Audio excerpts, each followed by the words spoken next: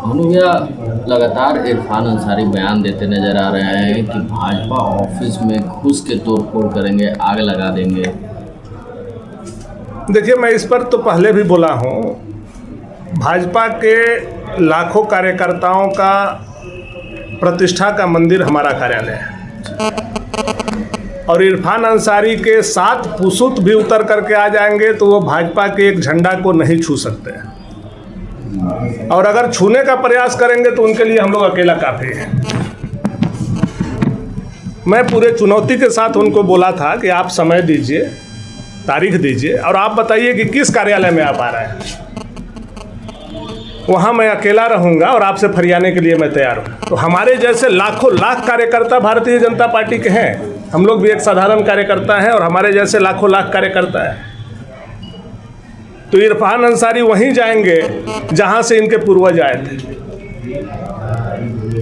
इसलिए इरफान अंसारी अब मंत्री हैं, उनको बहुत सोच समझ के बोलना चाहिए। उनके बोलने से प्रदेश में कभी भी आग लग सकता है, कभी भी दंगा भड़क सकता है, उसकी पूरी जिम्मेवारी इरफान अंसारी की होगी।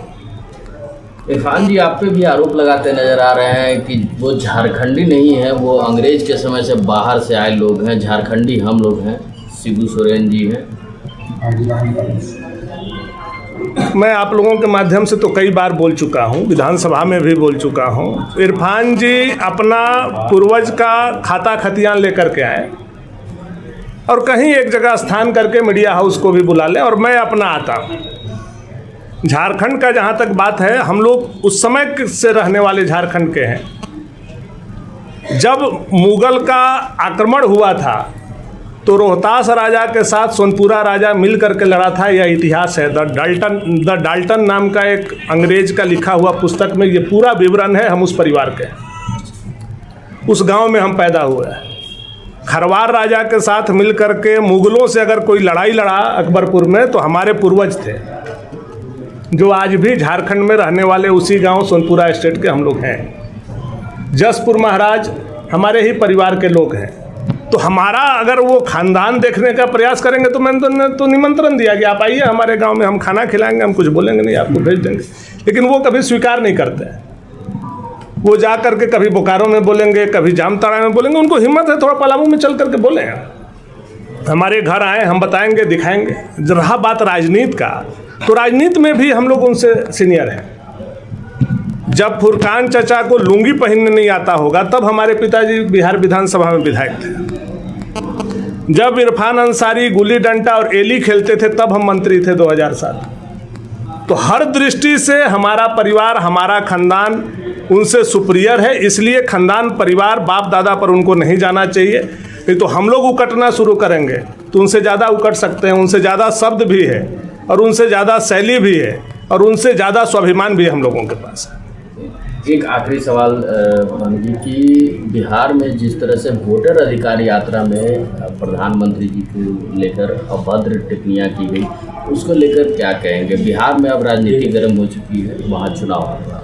नहीं, प्रधानमंत्री जी का गलती यही न है कि एक गरीब माँ ने उनको जन्म दिया, चाय बेचने वाला के घर में पैदा हुए, उनकी माँ गरीब थी, मर जाने के बाद 100 साल उम्र के प्राप्ति के बाद जब वो गुजर गए उसके बाद भी उनको गाली दिया जा रहा है। किस लिए? इसलिए कि कांग्रेस और कांग्रेस के शहजादा और कांग्रेस के कार्यकर्ता को यह बात आज भी दिमाग में बैठा है कि यह हिंदुस्तान केवल नेहरू परिवार के लिए बना हुआ है। उस प्रधानमंत्री के गद्दी पर वही बैठ सकता है, ये गरीब का बेटा कैसे बैठ गया? तो जो जमींदारी मानसिकता है, जो जमींदारी सोच इन लोगों का है, जो शोषणवादी विचार है, वही इनके मन से प्रकट हो रहा है गाली के रूप में। आप जितना गाली दोगे, जितना मोदी जी को अपमानित करने का काम करोगे, उतना ही रसातल में तुम मिलते चले जाओ। किसी भी माँ के प्रति सबका सम्मान होना चाहिए, चाहे वो माँ किसी की हो।